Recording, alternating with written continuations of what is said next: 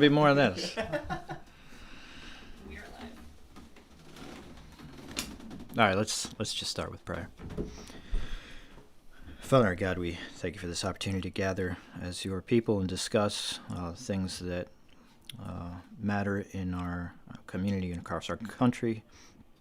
We pray, Father, that we would be illumined by your Spirit, by your Word, that our conversation would be informed by your Word, that we would bring your law to bear and your wisdom to bear, given the climate of our culture. Father, give us open minds to receive what each other is saying, and help us to glorify you with this conversation. In Christ's name we pray, amen. All right, so current events. And I had decided that whatever was hot on the news was just going to be what we talk about, because in Christian apologetics, we should have an answer for whatever is going on. And sometimes we are good at giving answers, sometimes we're less good at giving answers, but nevertheless, the goal is to bring God's word to bear in the culture.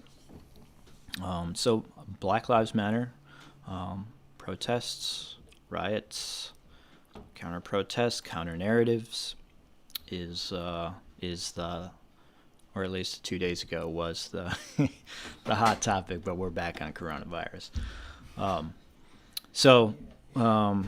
gave some material on the Facebook page. I don't know if people got a chance to look at that. There's the video from the VeggieTales guy, who's sobered up over the years. I don't know if you've been keeping up in the yeah. It's about a 17-minute long video that basically gives a fairly brief history of how black people have been treated in America post-Civil War. The vagrancy laws, Jim Crow laws, the GI housing bill, red line districts. So he goes through all that. Then the militarizing of the police force, the war on drugs, and all that stuff. Timeline of these events that's led to, and I think he did a pretty good job. It was like a bird's eye view. Yeah. Now, and I think actually he probably articulated it better than I think a lot of Black Lives Matter protesters could articulate it. A lot of them, and this is anecdotal, but a lot of them in my experience are mad and they don't know exactly why they're mad. There's injustice, there's this, that, but they don't know exactly, they don't know the history like that, and they couldn't lay it out for you. But there is, and depending on which city you live in, there's going to be these. So back up and just couch both positions. You've got the Black Lives Matter crowd. There's systemic racism is the claim. That is that the institutions in our government and the institutions in our culture are, from the beginning, anti-black and still are anti-black. And so that needs to change. Some call for reparations. But that systematic change should be overturned. That systematic nature of the system should be overturned. And then you have the other side, which is the thin blue line, all lives matter, because these protests naturally come into conflict with the police, because it is the police that they have a grievance with. So in the context of George Floyd, it is the police that you have a grievance with, and then it's the police who show up at these protests, and so naturally things get heated. And of course, then you have, I don't know if anybody saw that, I think it was the second YouTube video. It was a dude who was basically, yeah, markers. And I don't buy the whole conspiracy, but there's definitely, there are groups who like to jump on board of large protests like that and stir up trouble. the one thing in that video seemed to probably most significant was the fact that Antifa are showing up with these things. So people are often associating the actions of BLM protesters, which should probably rightly be blamed on the Antifa. The problem is that it's hard to distinguish what's happening. Well, 'Cause you're yeah. just getting footage. You're just getting you just see rioting, you just see a bunch of chaos. And in some cases, that may be the case. Random brick pallets laid there. Protesters think the police laid it there. So, so there's like all kinds of theories. But Phil Visker, I think is his name, gave a good overview, I think, of the issue and why people are angry. And then at the end of the video, and I think this is sad, at the end of the video, he basically says, I don't have any answers to these problems, just care. And I think that's sad. He's a fairly educated man. He's very well educated in the Bible. And to have no answers, I think is problematic when you're talking about a solution, like literally,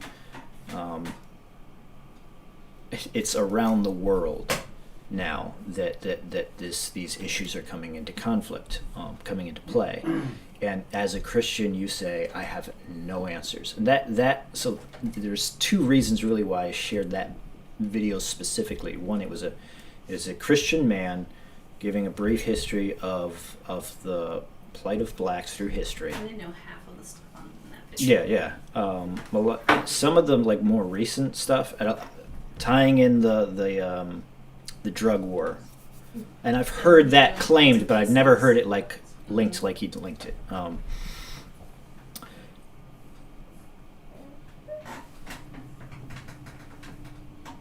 So we have to have a Christian answer to this. Now, I'm not, disclaimer, I'm not a historian. I don't know. There's a sense in which I could puppet. I don't have all the answers. But let's start somewhere. Let's start with Genesis. And we are all made in the image of God. We can start there. We can start with our Christian philosophy, bare minimum.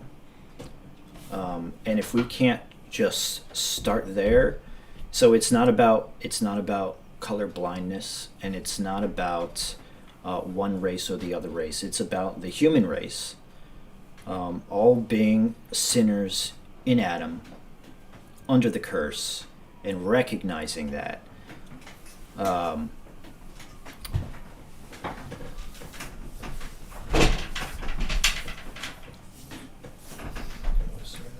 think that point is when you see all these things happening, and you're seeing the tensions go higher, and you're seeing even the brutality, and I mean, it's getting more and more commonplace, or I don't know if it's being more commonplace or it's just more televised, the fact that police are brutalizing people in this way. But if this is your law enforcement, I should tell you that there's a cultural problem at large in general. Like, there's a collapse of morality. There's a collapse of, and I'm not saying, because people are just being cops. I mean, there's sometimes you look at the video, you're like, if I was sitting in this situation, I'd probably pop the cop. You know, it's like, in some cases, like, I don't know, I just feel like I gotta defend that person. And you genuinely have to think, like, if I was in this situation, what would I do? Mm-hmm. Because it looks like murder. I mean, it's like, this looks completely unjustified. So you have to ask, what is this evidence? Like, that's, I think, a big picture thing, is this shows you, in general, that there's a breakdown. And it's, we'll say, unhindered human depravity that we're looking at. It's just, and I'm not saying one people thing, it's across the board. Like, you just see a very, and all the solutions don't tend to be constructive. It's all destructive. Because that's something you notice in both. Is like, there's no real, like you said, this Christian guy doesn't have an answer. And I don't even feel like the BLM movement has an answer, because they'll tell you, we want to do away with this and this, but where's the construction? What are we? You can't just do away with these big things and expect things to just be like fluid. The same greed and envy and lust of our hearts are still here. Well, you've got the Minneapolis Police Department that is going to be disbanded, and what are they going to replace it with? All kinds of social workers. Yeah, and the thing is, some things probably need social workers rather than police. some things. Right. Right, like, But but not what everything. Yeah, What, do you what do will with- happen is what Yeah, will no, happen, what- they're growing government. Yeah. Exactly. Yeah. Growing Which government. which is the main Government. purpose of the whole ordeal. Yeah, and that I think. And so we'll talk about some of the criticisms that I have with the. Okay, so we're going to differentiate between the Black Lives Matter movement and the Black Lives Matter organization, Yeah, because I yeah. do think they're different things. Yeah. Black Lives Matter organization, you go on their website, it's a communist organization, but I don't think that characterizes local protests in different towns and No, cities. but it motivates them. I don't think it necessarily even motivates them. I think for a lot of people, you Yeah, because let's say you're, I mean, I know people up from my work that went to these protests in Lynchburg. They're going because they want to hear their voice. So even if it was different technically- people are going for different reasons. Exactly. So even if it's technically organized by BLM, and some of them are, most people are going because they want to have their grievances heard. And so even if it's organized, it's hard to say everyone in that group is a monolith that you can say, oh, they all hold to the creed that's on their website. Most people probably visit their website. Most people, if you ask them, should we work to the undoing of the Western notion of the family, they would not be like, hoorah. Like, most people would think that's having a mom and a dad and having a stable home is an important I part. don't know if you can say that anymore. I think in practice you see it. I think you see it disintegrating, but I don't think it's usually something cognizantly sought after, right? So that's happened because of It was other reasons. cognizantly sought after By others, by perhaps. people on the left that wanted to break down society. Sure, but how do they do that? Huh? Lyndon Johnson. Lyndon Johnson, yeah. But if you ask how they do that, they do it just by appealing to your sexual depravity, right? Right. Like your own innate depravity. They're going to be like, hey, They have did sex it. with everyone you want. They did it. If you really want to, you see, you're not a historian. I don't think I'm a historian either. But if you really want to see the beginning of where we are to now, he nailed it. It started with Lyndon Johnson pushing to pass The Great Society. the Great Society, and the famous quote that he had. You know, we'll have them voting for us for the next 100 years, and it was about giving them a little bit of money and breaking the family up. And they had, and when they set it up originally, and I don't know if it's this way anymore, but when they set it up originally, a woman with children could not get welfare if there was a man in the house. So they had to break up the family to get the stipend. Yeah, And that was the beginning of all of this. And the other problem What is did Pastor say? The whole sermon this week was family and raising our children. I mean, and he was pretty That's the biblical model. animated. Well, and that was the That- biblical model that they had to break up. If you study what Stalin said, Stalin knew that he couldn't take over America because of the family model. He knew that had to be broken up, Mhm. and he knew Christianity had to be attacked. You can find that in the papers that were released just in the last 20 years. Well, you read the Communist Manifesto, and it's right. The breakdown So- of the family. He viewed family as They as viewed family as their biggest nemesis. right because they So- they carried wealth that should belong from people. They carried inherited wealth that they viewed as capital wealth. I wasn't going there. I was going with their attack to tear down the United States. I'm not. No, you're They right. needed to break the family, and to break the family, they had to break Christianity. And you can chart all those things that happened, and I'm just too foggy brained tonight and recently to remember the names I want to remember. But there was a woman that was very instrumental in that, and she was put forth in America, I believe in the 50s. is that Margaret Sanger? Or No, different that's decade? the lady that started the separation of church and Oh. state. Maureen O'Hara. Yes, Maureen O'Hara, and she was a Soviet. She wasn't an American.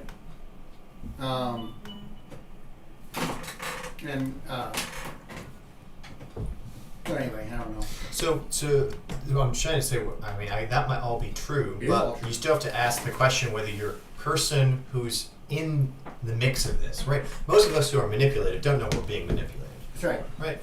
So you have to ask people who are going to this: are they actually trying to work to the undoing of, say, the Western concept of the family?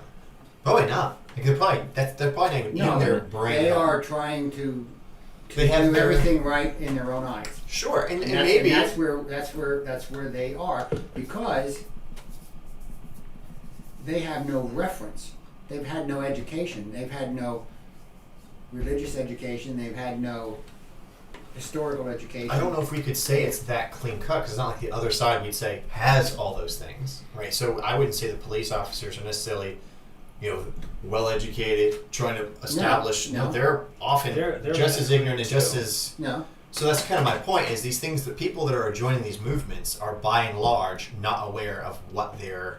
So let's say in Kansas the BLM, they don't know what BLM as the organization stands for, and they're not joining a rally because they're for whatever the plaques are. For Since their we talked organization. about communism and the goal of communism, and this is why I said they're a communist organization, at least the Yeah, you global. started. Yeah. So here's a quote from their What We Believe page on their website.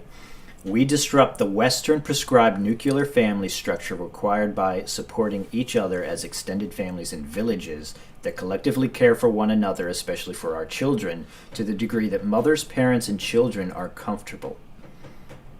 I We didn't disrupt the understand any of Western. that. We disrupt the In other Western words, they're prescribed communists. nuclear family. So Who's the we? point is Who- BLM. Yeah. BLM. The official So organization. their goal is we break up the family and basically join communists. Well, and that's And been as the a- goal since the '60s. Right. When the remember the famous hippies And- and their communes, and and Hillary Clinton said it takes a village. I mean, that's always the left's opinion. Right. Is always it takes a governmental unit, and where if you want to call it the commune is a governmental unit or not, but that's the goal to get more power, so that you can't, if you break the family up, you have no ability to stand on your own without government. Right, exactly. It makes And all people of these dependent on people- government. The the people that are going to these rallies that don't really know if they're there to break up the family or whatever. You know what Stalin called them? Useful idiots. Stalin called his Western sympathizers his useful idiots. I can't do this without them. That's what those people are. They're useful idiots. Not calling them idiots as in they're stupid. They just don't know what they're doing. Right. They don't know it. That's why whenever you get in debates in these sorts of situations, it goes downhill so fast, and But anyway, So let's back up a little because I think those are all legitimate points, legitimate criticisms to be made of the movement. And I would say another criticism that should be made of the movement is what actually is the issue with the George Floyd. Was it racism? Well, you had two white guys, a black dude, and an Asian. It wasn't exactly a race issue. But isn't the reason why racism is usually used as a thing is not because the person perpetuating the crime in terms of police has to do with, it was a white person. It usually has to do with, my understanding, that the laws are selectively targeting. So, for example, drug laws, that there was this higher penalty, and I think the video he mentions this, that there's a certain kind of cocaine that was predominantly used by white people. You get a slap on the wrist if you use that one. But another kind of form, which was predominantly used by blacks, you get minimum sentencing, like a ridiculous Now, amount of prisons. so yeah, and that's true. and Biden passed that law, by the way. When you and so that's where I don't know That's if you where got I think racism comes in. the article. Did you read the article, The Myth of Systemic Racism? Yes. Basically, Yes. I don't buy that whole thing just because I know too many people who have been pulled over for, a DWB, driving while black. And so like that's it's anecdotal, but it's anecdote after anecdote after anecdote after it happens, and I have never experienced that. White people don't experience that, getting pulled over, having the police called on you for helping your neighbor move, that kind of thing, right? So like that still happens. And so I got to throw the BS flag out on the Wall Street Journal article a little bit, but he breaks down the statistics that basically the arrests are made in proportion to the crime, and so statistically that may be true, and you're targeting black people now because they're committing more crime. Well, why are they committing more crime? Because of everything that was just talked about, right? But The issue is, and that's what the interesting thing about Phil Vishker's video is that it's state. Fisher. State. You know what? I'll call him when I come. I'll call him Phil. The Patriot. Um, I should sit down. state. Unjust law. Unjust law. Statism. Militarizing of the police. Statism. Statism. Statism. Statism. But statism is not the enemy in Black Lives Matter. The police may be, but it's not a massive government enterprise that has its business in far too many There things. is, just last night, Mark Levin said something that I had heard before. Every single day, there are in this country 1 million interactions. 1 million interactions between police officers and civilians. And every single day, there's not even one interaction go bad. There's less than one a day. So they get it right more than 1 million times in a row. And they Yeah, get it wrong. So what you have here, and I don't know if you're going to end up getting here or not, but one of the things that I think is important to look at it from an old man's perspective is you have the BLM, the institutional BLM, organized, locked and loaded and waiting for a circumstance to use to launch on. Floyd was a circumstance, he shouldn't have been killed, no kidding. But he's not a state hero either, which they turned him into. He was the opportunity to launch what we are seeing right now. I agree with that, and I don't think you have to be a conspiracy theorist to think that. And you don't even have to think that George Soros is funding it all for it to happen, because if you have people with a common philosophy, and that is an anti-Christian, it's an That's right. atheistic philosophy, That's what it is. and their goal is to destroy the family, destroy the church, so that the state reigns. Whatever That, means and by the way, accountability. we are going to be in charge of the state. And if that's your philosophy, well, you don't need to be in communication with this person, that And that's person. why You we just saw- take advantage and you move where. We saw where- decade after decade after decade state creep. That's why they started de-importanizing the church. Everything the church did, the state took over step by step by step. Charitable work, taking care of homeless people, taking care of hungry people. Everything that they started giving tax incentives against that. They started you used to have a bigger deduction for donating money. So the state worked very diligently and for anybody that thinks that they want to say that it's hard to believe in conspiracy theories, look what they did to Trump. I mean, the original thing they did to Trump. If you don't think that was a conspiracy, you ain't paying attention. So there's proof right there all the way through the FBI that conspiracy theories really happened. So, but anyway, the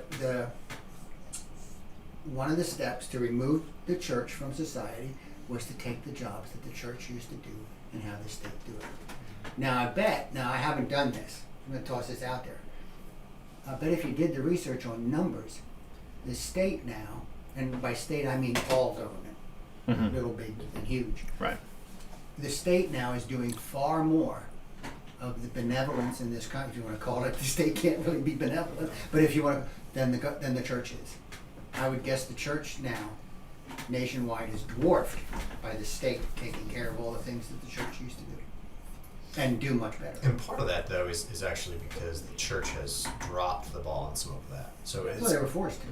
it's not only If always you just really force. study what It happened was here, both and. Because you have more and more, you had the church acquiescing on doctrinal standards in the early 20th century, up to the mid 20th century, complete embrace of liberalism, which made the church pretty much impotent, and more social programs becoming the main point. And when you ask social programs, okay, you have your missionary work, there's becomes more and more interest in getting government involved in Yeah, the things to people. help out. Well, So I the think- church, in many ways, was a part of a lot of that. Like, there weren't the naysayers to all. Like, where was the cry saying, "Why are you doing this?" That wasn't really. It was all pretty much done, and we all moved on. Well, that's because you'll see them historically buying into the two-party system, they'll like give their allegiance to a party, either or, which both want power.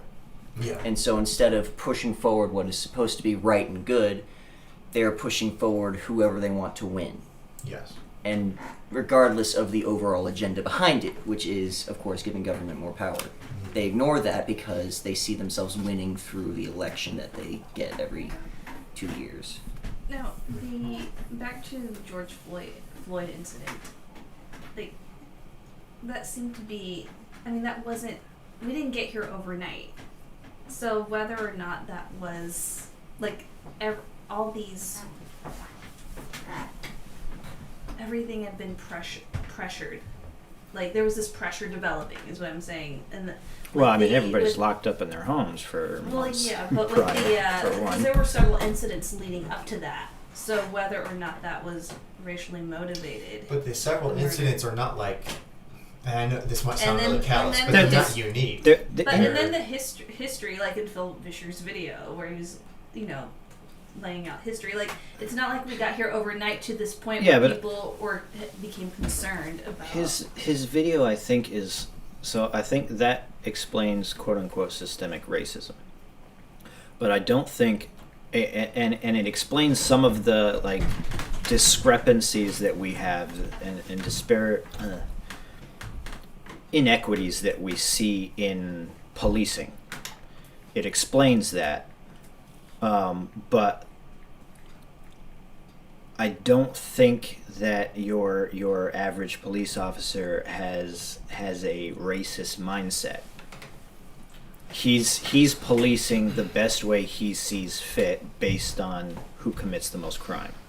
sure, but like Now, all of that came about because of systemic racism. I'm saying, like, these wounds weren't developed overnight. Like, No, it wasn't. I mean, the thing is, like, people who are writing had grandparents who marched, right? mhm. And so, like, this isn't like a distant past. Right. And It's like, fairly people recent. still living today who over in the county Right. next door, their parents weren't missed out on 2 years of school because the community, rather than wanting to integrate, decided to shut down their public school system, which I'm not a fan of. But there is an element of racial talk has ticked up a lot lately, and by lately I mean the last decade or so, much more than it ever has in my lifetime. I mean, I'm only like 22, so I haven't been around for that long. But no, but this is a thing, and it's being used as a political tool, and so that's the shame of it, I So think. how much time or credence do you give listening to people like Charlie Kirk and Candace Owens and Burgess Owen? I'm not familiar with the arguments. They're black people on the other side saying there is not systemic racism. Yeah, it's being used. Well, Charlie Kirk, but he's Turning Point USA. I think so, and Yeah, that's the totally. point. I think there's a balance to be struck. So I think And then if you people lay have out the people like history, I Clarence think Thomas speak out, or people like Ben Carson speak out and lay out the other side, then they're called vicious things. yeah, And- no, and I get that. and I understand. I think for the last little bit here, we've been justifying the argument that there's systemic racism, and there's a lot of people, a lot of very well-known black people saying no, there's not systemic racism. You have That's to- you have to- what I'm saying. It's you have to define the word Right. systemic. Systemic racism means it's running through everything like a hot knife, and you can't stop it. I guess And it's the cause for everything. the way I would best explain my view is that there was systemic racism up into fairly recent history. Can we define systemic racism just as for us? That there I just was did. Systemic means it's obvious, it's there, everything is done because of race. Well, see, And that's- I think the way that it's being used commonly is that there's racism in the system of justice itself. So the way that But then that's police, not systemic. well, it is because it's the system that is racist, systemic racism. It's the same. No, it's Structural not. and systemic racism are interchangeable. Yeah. Pardon me? Structural and systemic racism are interchangeable. Shouldn't be, because you have to really understand what systemic means. Systemic means you can't control it. It is there. And it governs. Go ahead. We have systemic racism. Morgan Freedom said the way to get rid of all this is for you to stop calling me a white man and me to stop calling you a black man. The government is ingrained racist in them because every government form asks you, what race are you? I remember that. Why should it matter? The first, Robin and I are married 44 years. And That's I why remember I the first write time we in did a other census. and write human. Because we're all the human race. Yep. And when the government and other agencies started tracking us by race, that continued that systemic racism. And as long as the government continues to break us and classify us, Yeah, and I think excuse me, just a second. I think to tack on to what you're saying, I think that issues like this, part of why I brought it up, and thank you for clarifying. When issues like this arise and the media sensationalizes it, and then riots break out, and we're gonna put the cameras on this, put the cameras on that, it creates more racism. Absolutely. You have people who now talk about, and I hear it all the time. The focus becomes black people. Oh, and let me show this video of a white person being brutalized. Let me show this video of a black person beating up a white person. And why? What the frick is the point? We get it. We live in a fallen world. There's violence. We get that. That is counterproductive to resolving anything, is to focus on who's actually mistreated by which race more. Like, what's the point in that? It's counterproductive, and that's how I think. And I see Christians doing it. And it's insane, and it drives me crazy because you're actually falling prey to. I think, not a conspiracy theorist, but I think you're actually falling prey to what the goal in sensationalizing the George Floyd incident as a race issue, as a horrible thing, and media attention should have been brought to it. When an injustice is done by the state to the citizens that they're supposed to protect. But to make it a race thing is intentional, and it's intentionally there to divide. And then when we start thinking in terms of black and white and this race and that race and the statistics of black people and the statistics of white people and blah blah blah blah blah, we're falling prey to what's being done to us ultimately, which is to break down society. The only thing I say is, I think the difficulty, the reason why I think there's a lot of talking past each other, whether it's the black and the white community, and I know you just got done chastising why there's this divide, but I think the big thing is, those of us who are parents, like, I was raised not to think in groupthink at all. Like, it's just not there. In America, you hear a lot of individualism, maybe to a fault, to where there's not really this allegiance to family that there really ought to be. It's like everyone's an automaton, they do their own thing, and everyone goes out across the United States. But I don't think the black community can think that way, and it's because of their history, right? Like, okay, if I was constantly, so in the civil rights movement, if I'm being abused because I'm black, and you have a bunch of your other people who are being abused because they're black, that's going to draw you together as essentially a group. It will. Mm-hmm. And so you're going to identify that way, and that's not a bad thing. But it's hard. So when we hear, the reason why I think a lot of people, like, when they hear Black Lives Matter, their gut reaction, well, all lives matter. So we're taught to think that way. And that's not, but it sounds like it's insane, because there is a real talking past each other that's going on when that's done. And because we're raised, we kind of think that we've all just gotten over the civil rights movement, and some of us, maybe we have, but we haven't realized people still exist in that world. And so we have to somehow still talk in groups, if you will, at least so that we can talk what the real issue is, because I think that's what's happening. At least that's been my experience. It's like when you see people say all lives matter, people on the other side feel like you're being really insensitive. And the reason, because they have maybe an uncle that was maybe incarcerated very unjustly with a Jim Crow law or with something that was obviously because of his skin color. So it's very difficult for them to just think like, oh, we're individuals and we should sing past it. Well, you can't do that. And so, like, I think the better way of looking at it, rather than saying, oh, we're all humans. God created races, but he created them all beautiful. They're his design. And so I'm not going to look past someone's skin color and be like, oh, well, you're not black, and oh, you're not Asian. You are black, and you're obviously Asian. I'm obviously white. But God's created this, so it's a beautiful thing, and he's designed us for this way.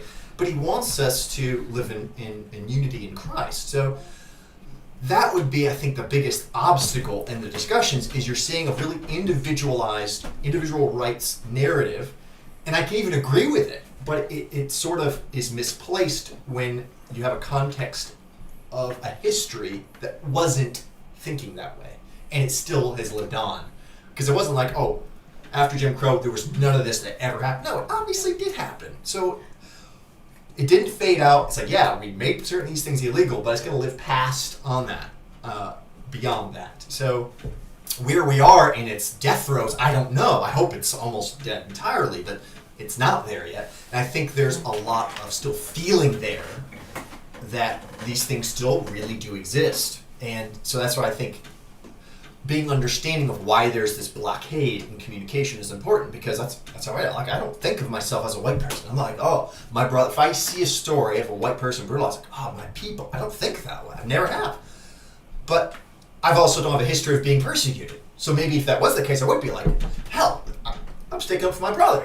So it's different because our histories are different, and so it's good to have sympathy if you know this group of people have had that history. That there's a real reason why they tie each other together this way, and you can see it in how they interact. It's something I'm envious of, honestly. Like I see them, like there's a lot of camaraderie there that's like you don't really see in other communities. It's a good thing. So but I think you have to recognize that that's there for that reason. In many cases, not exclusively, but part of it.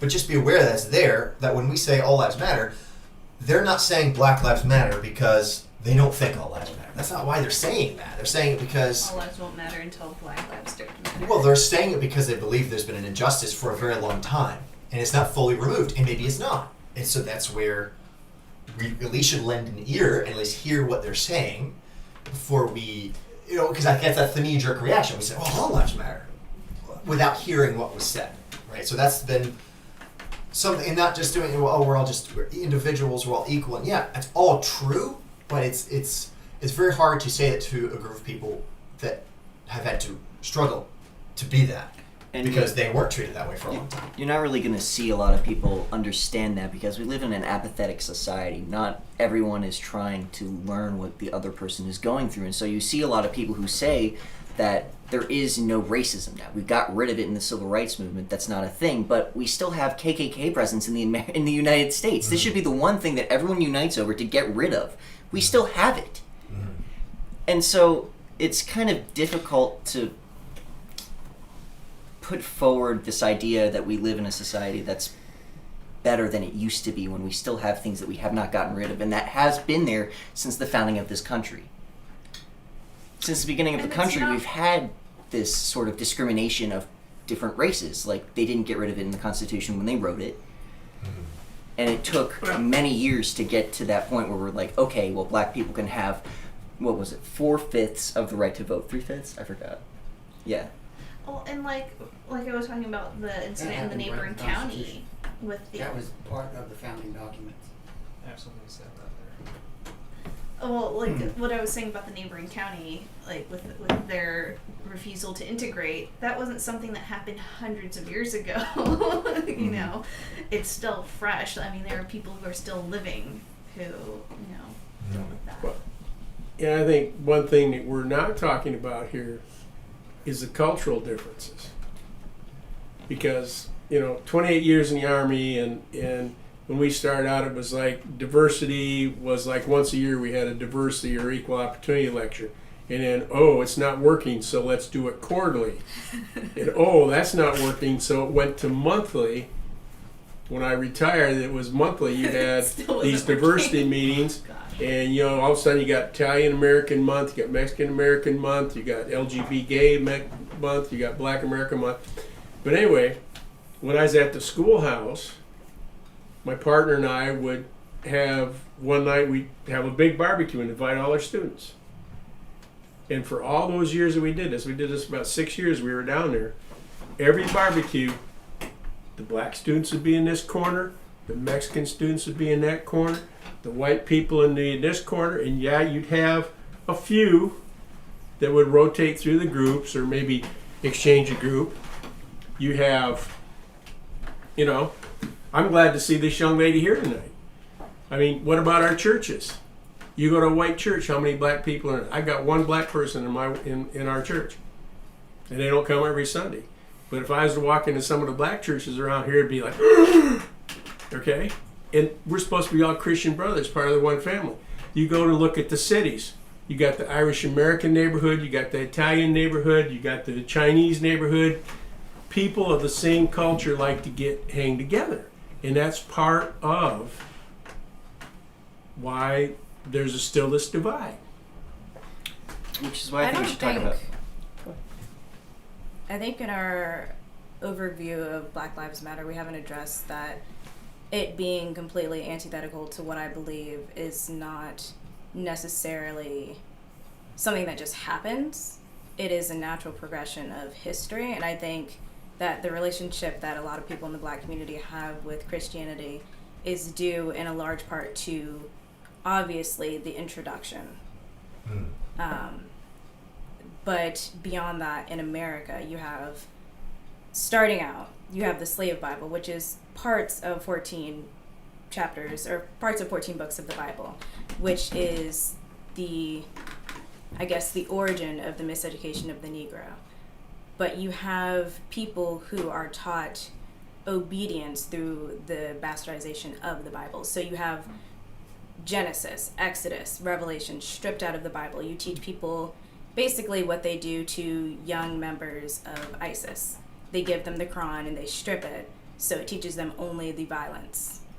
But if you take the Bible and you weaponize it in that way, and you have a group of people who go with this misconception that they are lesser than, or they have to be obedient to the master, and then they discover that they were miseducated, they're going to automatically choose something that is more extreme than the mediation of practicing proper Christianity. So you have groups like the Black Panther, you have a lot of communist groups in Black America because they are isolated from the inherent structure that is American.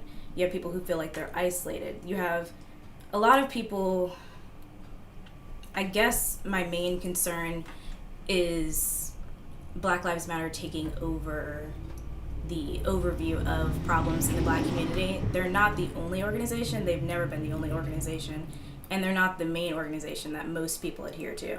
You have a lot of organizations that work within the black community that a lot of people of other communities will not know about because it's not something that you're going to hear about. We have huge problems in major cities where people get in the middle of gang violence, who risk their lives to stop gang violence.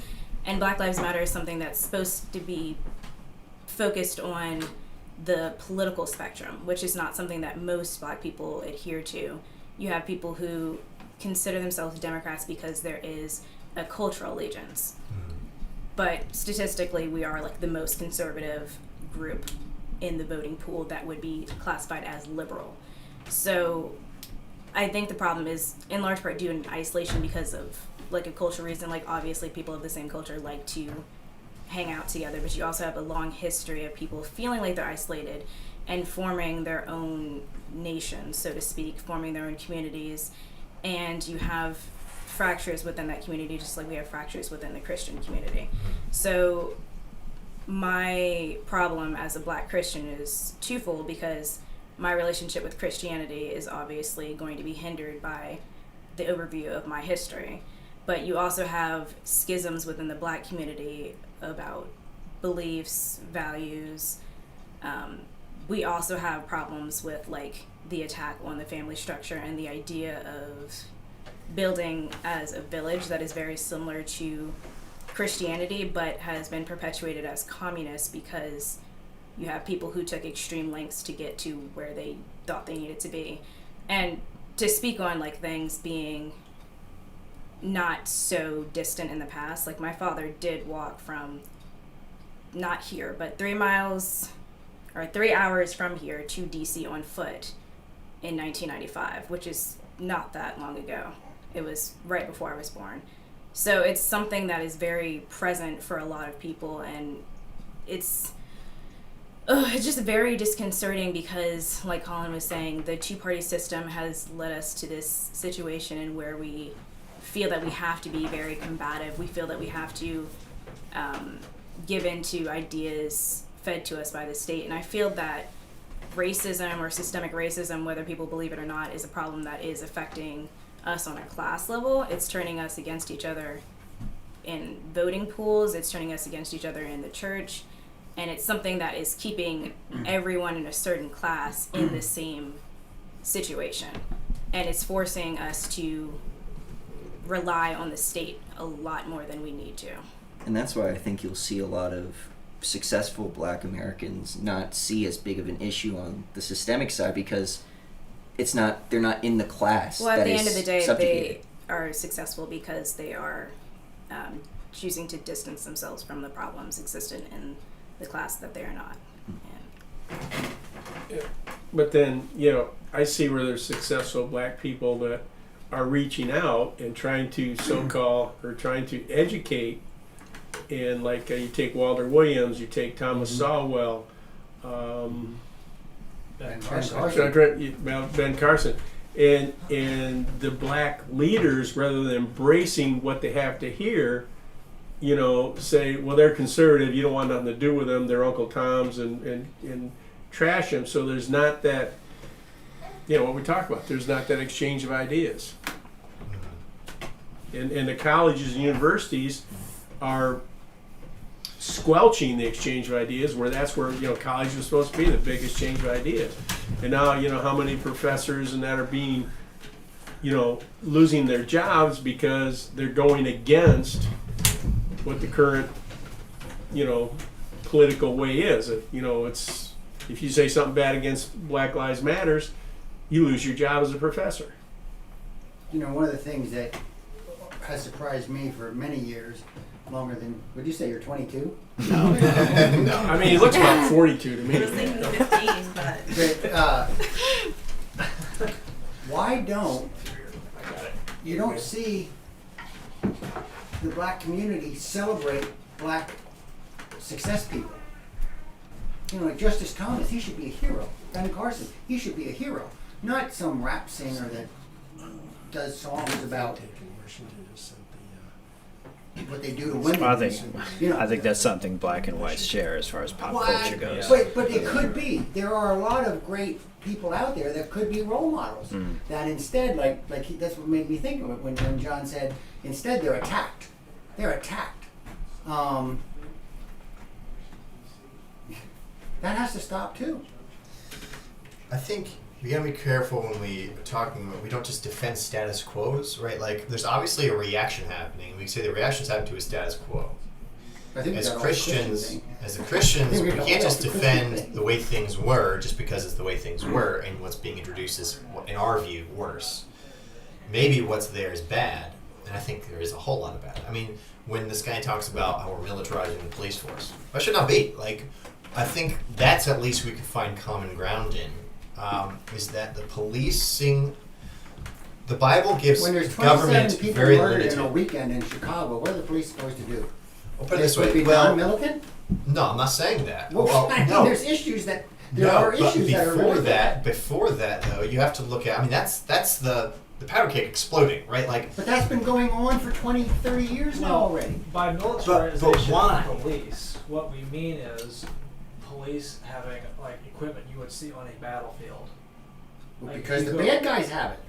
No, they In some don't. places, wait, we so- don't have tear gas in Chicago. no. Here's the thing. So you have to ask this question: why is, if you put it this way, okay, let's say the war on drugs would be a good example. Though I think that the way we've done it, biblically speaking, is absolutely reprehensible to justice. There's nothing in the Bible that says that you can potentially get a lifetime in prison for toking it up too much or getting someone to toke it up. That's called insobriety. Like the Bible prison does. system in general. Yeah, the war on prison system in drugs, general. prison system in general. These things are unbiblical in their model, and that's where it's like, I wish there was stuff coming out, because a lot of people have deconstructive arguments, right? I think even the BLM has a lot of deconstructive, but no one has really constructive arguments. Like, what are we replacing? So you're going to replace things with social workers. You have to have a concept of what crimes do merit a severe punishment and what crimes do not. And they're not equipped, frankly, they don't have the philosophy or beliefs to even tread on that. I'm not saying BLM, I'm saying in general. Like, we're a very ignorant culture when it comes to why do we believe anything? Ask a lawyer what his views of criminology are. He says, well, whatever the Supreme Court does. We're like, well, that's a really naive way of thinking about things. The Supreme Court are a bunch of lawyers that got elevated to that position to begin with. They're not ruling because they're the Supreme Court. They're in theory doing it because it follows the law. There is a treatment of these things like they're crimes, and they're not crimes. So we should never give punishment. So if you want to ask, why are things escalating in Chicago? That could be partly it, right? So if you have an entire area that is addicted, now what does that tell us, by the way? If let's say, if you see me and I get drunk every night, there's one way you can handle that. You could throw me out and say you're an idiot, or you can say something's going on with Jesse. For 5 years, I was president of an organization called Horses for Heroes. Mm-hmm. I got very involved with an at-risk youth organization right over here in Buckingham County. I don't know, and I'm away from it for 5 years, so it might have changed. But when I was right over here in Buckingham County, right around Dillon, Buckingham School, MS-13 was recruiting, and they targeted more black kids than anything else. MS-13, as young as 9, 10, 11, 12 years old. It was a big, big, big deal. Now, I want to know how that has any correlation to the war on drugs. I think it does, though. I think you Well, can how- say, how do because gangs if make you money? feel It's- alienated, if you Let's bring drugs in. if you feel like That's you're what- already at What war, do they target? They target people who are disaffected. people in the broken families. Sure. And they're And who already broke the family up? disaffected. They're already And disaffected. who But broke you have to the ask family? why. And yeah, that's part of the problem. I mean, and some of the stuff that it's not a some one of the problem. It's stories many that I problems. dealt with were horrendous. In part, the state broke it. But if you're, what I'm saying is, like, if you have people who are addicted to a substance, now So most the police people, that's not officer just was to for deal with fun. that. That's not always just for fun. Police People, officers shouldn't deal with that. they shouldn't. That's kind of my Well, when they're called in, when some But little they're called in 13-year-old against the girl's law. being beat up because she won't submit. So the cop shows up to save that little 13-year-old. How's he supposed to react? But that's a different scenario. That No, has it's nothing to do not. with drugs. How does that have to do with drugs? How's that? It's a MS-13 violent crime. has nothing to do with drugs. Oh, that's a different scenario. But how are we getting into violent? Because that's obviously a violent thing, right? Like if we're talking about police 'Cause it's all intervention part in of the whole. violent situations, Because it's it's all not. part of the whole. If you decriminalize drugs, most of our prisons are full, millions, because of drug-related offenses. Not because of violent offenses. Which, by the way- non-violent offenders. And not they're locked away for years in a prison culture. Like you're not making anybody better. You're not And also, rehabilitating prison anybody culture with that. is incredibly racist. I know more people have become criminals in prison than when they went into prison. Right, Exactly. right. And so that's the point. Is like It's a training ground. exactly. You treat And them Because more it's survival. It's for survival. so at that point. when you increase the population in prisons by making more laws so that you can arrest more people, so that you can fill the prisons, and then those people get out of the prisons, and guess what? They're more lawless when they came out than when they went in. And now they can't get a normal job because they have a criminal record. They can't vote. They can't. Right. And so then, now- look, guess what? Inevitably, more crime. So now let's militarize the police. And by the way, And now let's join MS-13 because And they have we're to going to fight move these it. they have guys, to right? move Like into it's not the helping. poorer anything. neighborhoods because they can't afford anything, and that compounds the problem. Right. So that's sort of like, I'm not saying this will fix the problem, but obviously, like, God's law is good, and it's also there's built-in mercy in that. And what we're doing is barbaric. It is barbaric, and so, and it's across the board. Like black people, not the only people. I mean, there's more people talking about it now because a bunch of whites aren't opioid. Now it's a crisis. That's what like Dave Chappelle points out. It's like now we're all talking about it because that's been in the black community for a long time. So you gotta ask, what is that? What's the cause of that? It's an existential crisis, most likely, right? Like, it's part of the breakdown of society. Like, if everyone here was on drugs, I'd say it's because we're all kind of hate our lives. Or that your lives are pretty miserable. And it could be because you're in tough situations. In other words, you need help. Not for the police to be checking you, hey, you smell like marijuana, I'm going to go throw you in prison. You know, it's like, that's a problem. And don't get me wrong, but that's not for the police to solve. They will that's solving a wound with a sword. You can't do it.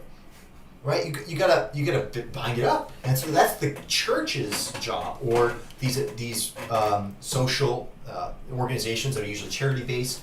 But that's the correct response in my mind to these things. What is? You said that's Charitable correct. organizations, the church, the ministries of mercy to opioid epidemics, not the police. That is not. The police is a sword. The sword is violence. And our sheriff here has a better understanding. Like, he's pretty cognizant of, yeah, that's my job, but he's working with. He's more about, I'm trying to outsource as much of this as possible. He When wants I to And interviewed- that's a see good when I interviewed- perspective to have. When I interviewed Sheriff, before he was sheriff, I had that very question about MS-13 because some of the stuff that I was exposed to is, you know, you can't ever forget, you know.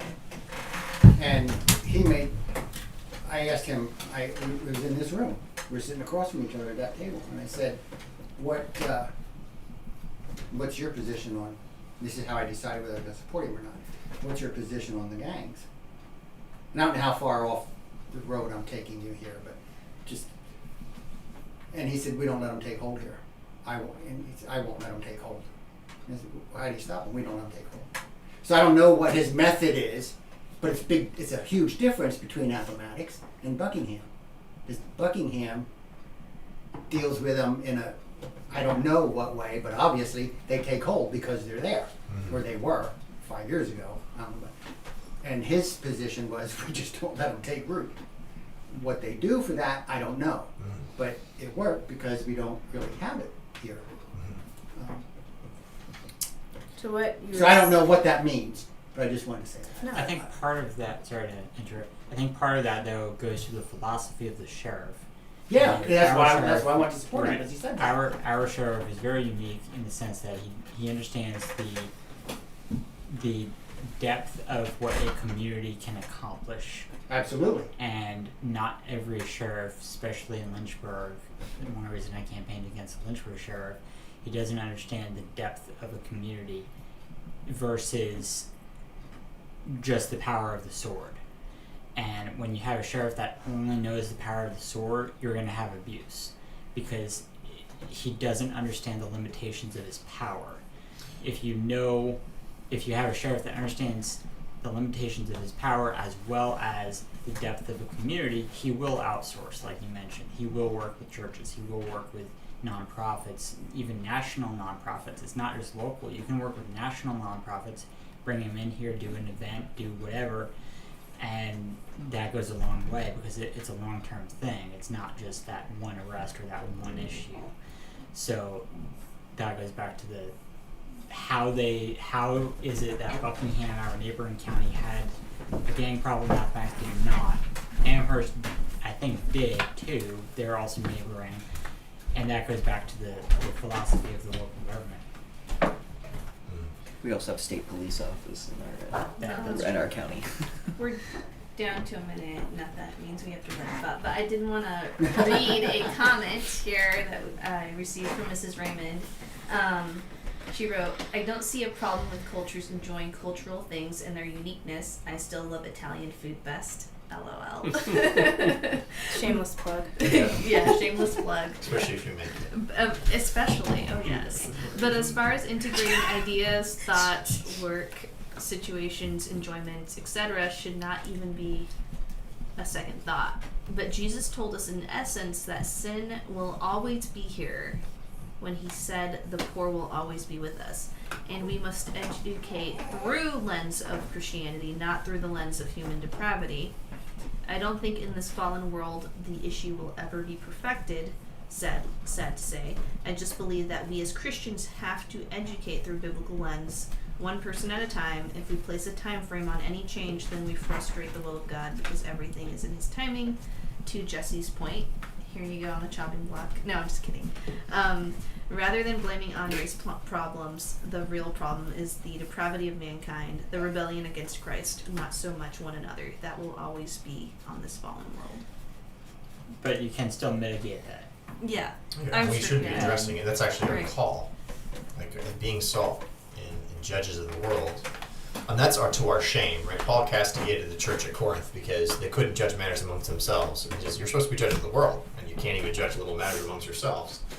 So that is to our shame that we got people who are pontificating, and we don't really, we don't have our heads in it. And it's not just about a head game. You got to do it, right? And as you do it, you'll find the deficiencies in your thinking. Well, Because a lot of this can get really abstract and be like, I got a perfect model. You put it in practice, like it doesn't work at all. It's like so. I think that's the gist is looking at what Scripture is saying and seeking to reform the world through that in terms of the biblical lens. And to Phil Vischer's point, I'm not sure.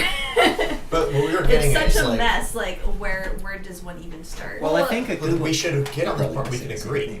No, actually, I was going to talk about the police problem. I That's was what going to say to speak on the problem of the police, which is one of the major issues. I think, and what my dad has said is, if you put it into perspective of man being faulty, you have, and everyone has worked a job where there's someone who's very incompetent, and the average person is not going to be constantly competent. You have a lot of forces who don't have accountability. So you have people who they're kind of just making things up as they go along. They're in high pressure situations, and a lot of the anger and concern is because a lot of officers, even though they're in dangerous situations, are not being held to a high standard. Like, there is not a comprehensive list of fatalities by police in state by state or in the nation.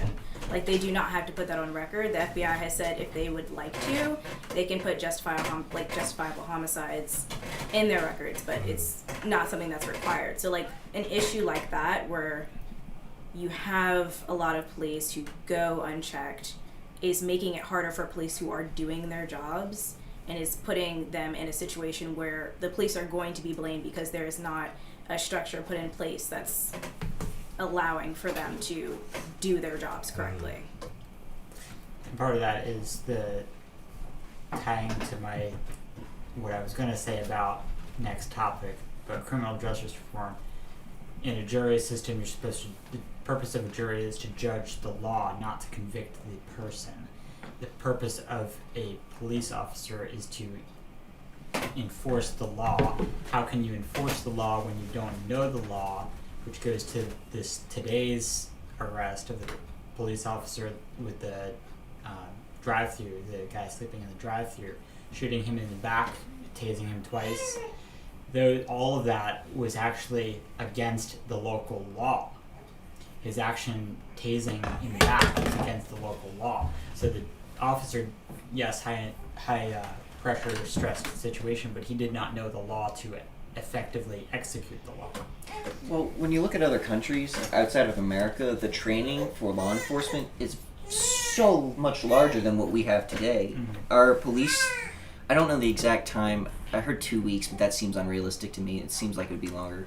But our police forces don't spend as much time training as you think they should. Well, my RA just graduated and she's a police officer, so. It just seems There's that actually evidence that they Lynchburg, police target. is 6 months. You go to the Lynchburg Academy for 6 months. some European countries are 2 years. You have to be in training for 2 years. It's like going to university. I knew a sheriff. There was a guy. I actually have all this stuff somewhere. There was stuff he was sharing with us. He was a sheriff or something of a city, and he was getting really uncomfortable with some of the stuff. But he was aware of their training methods, and he said that they actually target average to below average people to become to become deputies in police.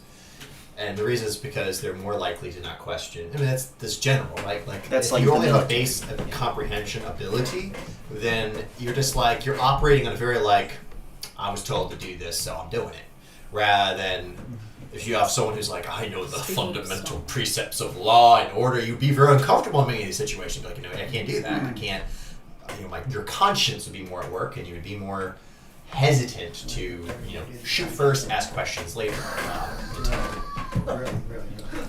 And a lot of that, as another parallel example, a lot of street preachers, and I've seen videos where they're on the easement or the public sidewalk doing street preaching. They have the sound equipment properly set, and a deputy comes up and says, "Oh, you're in violation of sound ordinance, or they were on property," and this preacher would pull out the law and say, "No, I'm not. This is where it is. This is the proof." And the deputy would just have to walk away because he didn't Well, in many understand cases, the law. they'll be belligerent. They'll just say, "I'm the."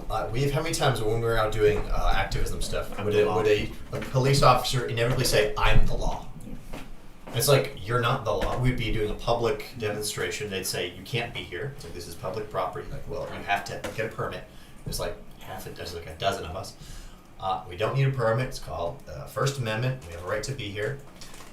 Many cases where they'll just physically grab you and say you have to leave, which is assault. You can't do that. That's actually technically an arrest. If a police officer puts his hands on you, he's arresting you. So he has to have cause of an arrest. But that's, from my experience, like for police, I think a lot of them are just power hungry guys. Honestly, like these people, the reason why they got in police, not because they want to do good. There's a lot that did. The problem is you have to have a spine of steel if you're going to get in the police department, because if you're a guy with principles but you don't have a spine of steel, bottom line is all your comrades, a lot of them anyway, are there because they like the power trip. Right? They're there because I'm the law. I get to tell people what to do. And now, if you're going to be a man that's a man of principle in that situation, you have to be able to set the example and calling people out. That's very unpopular, and that's where people say, "Oh, there's a couple bad apples." The saying is a bad apple rots the whole basket, right? Like rot spreads. It's not just because if you were there and you're aware of these things happening, you don't do anything about it. Well, you're complicit now. That's why you have to have really strong men to be saying you have to have really good principles when you're going in. I know a few of these guys, but they're going to be very rare. Because it's so easy to get into police department, because it's very natural to crave power. It shouldn't surprise us that people get into becoming a police officer because they get a power trip out of it. When I was doing stuff not that long ago, like 5 years ago, I was in Virginia Beach. We're doing some street ministry. I was like, a cop literally just keep shoving me. Saying, "Get out. We don't want you here." I was like, "Sir, you can't do that." He goes, "What are you going to do about it?" You just keep shoving me. You got to get out. I'm going to sue you. That's what I'm going to do. But no, I didn't have, it was literally midnight. I'm like, I'm frazzled. I don't have my truck had burned its radiator. So I don't like a lot of stuff. I'm like, this is one of my last things I'm going to go pursue. But sometimes that's what you got to do. It's like, arrest me and I'm going to sue you. Now that's sometimes the course of action. That's kind of a budding trick. But anyway, the point, a lot of police officers are in it for power. So we should incentivize, or maybe we should de-incentivize why you'd want to get in. It's the same reason why we should probably de-incentivize becoming a legislature. I think police department should be privatized. Private contractors. That would actually encourage more fraud. That's what I think too. I think because you can get bought off. Like currently, a lot of the departments where you have these shootings are hired police departments. A city police department, Lynchburg Police Department, that's hired by the city council. That's not an elected branch of government. The sheriff department is the only elected police entity. Mm-hmm. So whenever you have these shootings, the first question you need to ask is it the sheriff department or the local hired police department? And I would say that most of them are, not all, but most of them are the hired ones. Yeah. So Yeah, but there's no competition with that department. Right. So it's not the same as having private entities that perform security for But there is and But policing if for that's the communities. case, why even have police? Because we could all just all be the police. We could all carry a firearm and be our own police. In some sense, we are. There It's a real sense that you are. Yeah, You're actually correct. The law says you have to enforce the law. Like if you see Yeah. someone Yeah. getting hurt and you don't do anything about it, by Bible, biblically, you're held culpable. Well, actually, by our law, you're held culpable. Right. Well, So there's a real sense that everyone's supposed to be back to enforcing the law. back to that though. I used to think that yes, there should be, but I don't think there should be competition because then you have quotas. You have companies setting Then you have what? quotas. A company can hire a department and say, you have a quota for this month of X amount. That's if the town is focused on results of how many drug busts did you do, how many But tickets it would did go you there. and not on, hey, how County peaceful is our has all community? quotas, don't Law they? enforcement should not be a business venture. It is the purview of government to enforce its own Oh, laws. yeah. Otherwise, what is the point of government? To make laws and just say, "Oh, please The follow power it." also It's should not. be in the government. Yeah, but you're still hiring people to enforce the law, whether you're hiring, I mean, either way. It's Whether- true. Well, But at that point, you should change the in- law. Not a hill I'm We gonna should die talk on. about that I just wanted to say it. sometime, but I think that could kind of open Next up. week, I want to go back to catechism. I've had enough of this. There is nothing to be solved here. I will say No, it's this, good though. conversation. One area that I think we can all agree with the BLM movement is ending qualified immunity for these police officers. Oh yes, yes. Basically, where you know that would basically make them have to get insurance against committing an act that is egregious, and it would actually price bad cops out of the job. Because their insurance rates would go so high, like I can't. Well, I don't know, can't- because bad cops, most of them are engaged in other illegal activities, and they're the Absolutely. only ones that have the income Have the that can extra afford money. that. You Yeah. plainclothes They have officers. the good cop who's making just his wage as a cop, he wouldn't be able to afford the insurance. Where the Maybe bad selling cop kilos who's of taking, cocaine. money off drug busts and other stuff, he's got the cash to do it. That's true. So Yeah, that that's gives a you, catch-22 there. Yeah. And the war on drugs, and you saw the ball.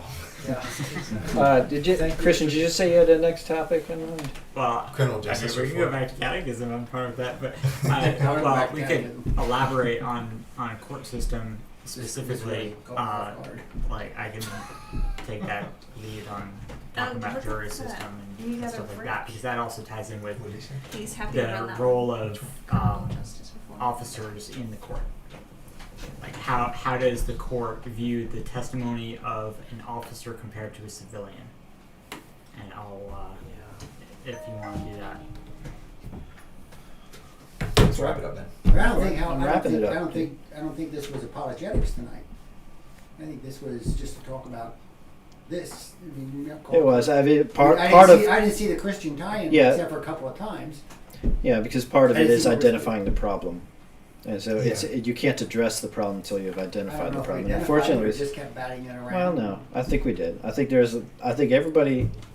everybody contributed well, and it's helpful to have these conversations, even if you don't arrive at a conclusion necessarily in this moment. Now you sound like a It's- politician. No, Well, I agree with Jane Raymond.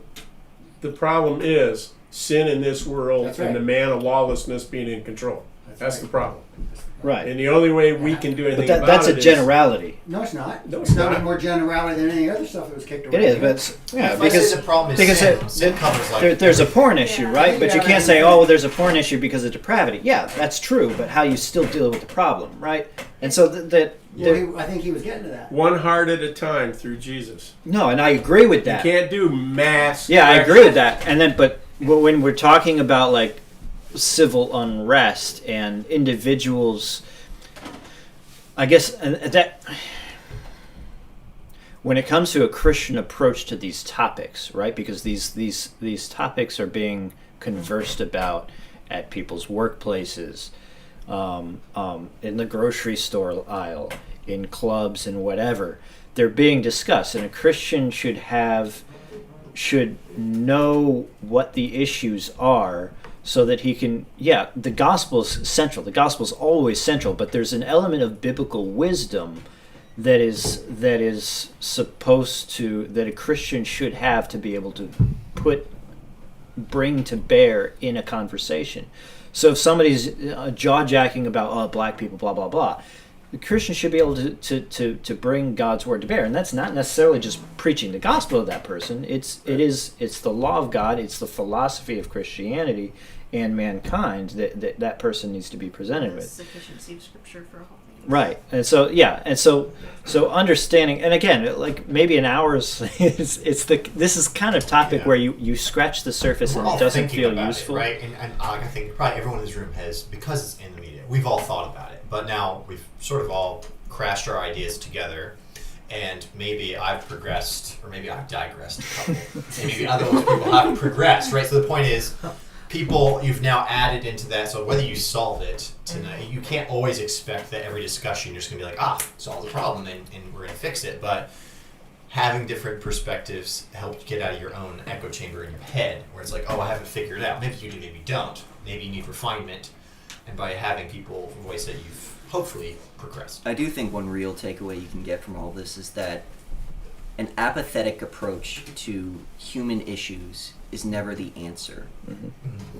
The Bible calls us to love each other, and you can't do that by trying to spout things at people and go at an argument instead of actually understanding the human aspect Well, of because it. you'll- So what you're have saying it- is don't do all this on Facebook. Well, No, please Because God. Yes, Jesse. Because Memes on Facebook. an apathetic approach, though, it's important because We an have apathetic solved our approach problem right here. is not being neutral. An apathetic That's approach, right. you're just being lazy, and you'll pick one side. Yeah. And but it'll be for all the wrong reasons.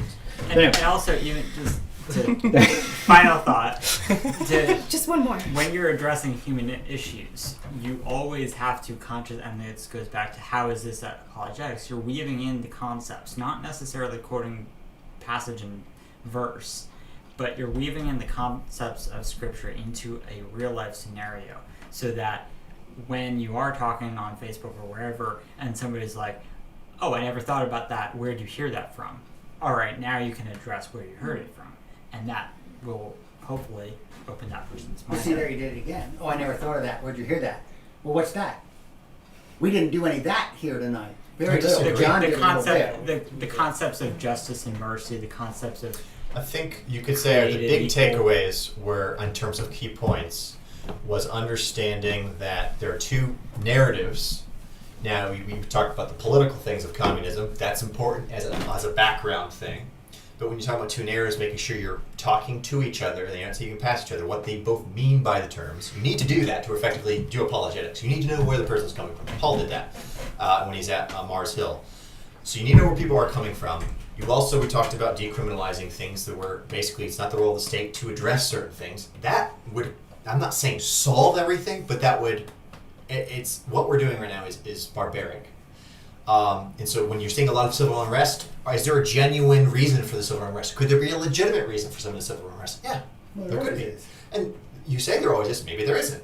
Do we say that communists had a legitimate, do we say every unrest is legitimate?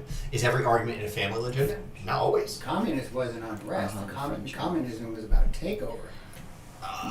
Through unrest. It was through unrest. So you could say the that's revolution Karl happened Marx. through unrest. Yeah. So anyway, that's the saying. All these things, talking about these things, are important to narrow down. So those are something I don't know once we address, but those are important things to get behind. That we're not just for throwing the government at every problem. Because isn't that a statist mentality? We're like, oh, what we need is a militarized police force to solve. No, you're not going to solve everything with a sword. You need to make sure the church is there, and maybe they need to work with each other. Having a sheriff, we've Look shared at about saying, that. Benjamin. What's that? What is that? He said he's not going to solve everything with the sword. And I said, what happened in Benjamin? The sermon. on Well, the that solved that problem. Absolutely. Yeah, that's a very specific problem. Well, I mean, you most certainly. problems are specific. Okay, I don't think we're talking. We want to advocate total annihilation of a nation. I mean, that's a very specific thing for a very specific evil, But, I'm at a but, very listening. specific time. but in that case, That's it's just, a remnant though too. Let's just burn it. So- On that note, let's close in prayer.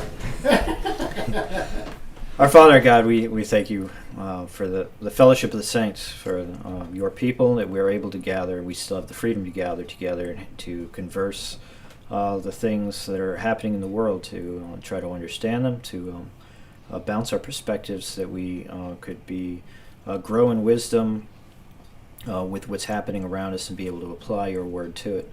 So, Father, help us to be diligent in the reading and studying of your word, that we would discuss your word amongst ourselves, that we would